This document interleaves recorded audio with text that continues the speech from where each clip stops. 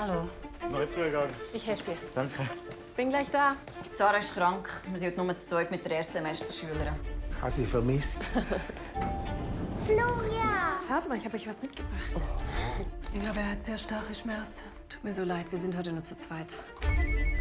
Lind, 3. Stock. C'est de la bière? Nein, Champagner. Ich bin ganz allein. Dem ja mich. Merci. Kantonsspital, 3. Stock, Florian Lind. Der Hungerbilder kann bei uns abgeholt werden. Ich will heimgehen. Morgen können Sie nach Hause gehen. Jetzt ist Zeit, sich auszuruhen. Ja, hier Floria, 3. Stock. Frau Lauber, ich habe Sie nicht vergessen, ja? Ich glaube, ihm geht's nicht so gut. Herr Loy, ich bin gleich bei Ihnen. Ich komme nachher gleich zu Ihnen. Für was hat man eigentlich eine Privatversicherung? Kommst du da lang warten muss, bis sich jemand um einen kümmert? Können Sie nicht bitte zuerst Schmerzmittel bringen? Bin gleich wieder da. Au! Passt doch auf, das macht weh.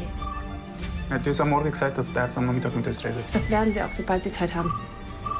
Dr. Strobel! Ich kümmere mich morgen drum. Kommt echt Ärztin nicht, ja? Oh, der Herr Loy ist einfach gegangen. Herr Loy!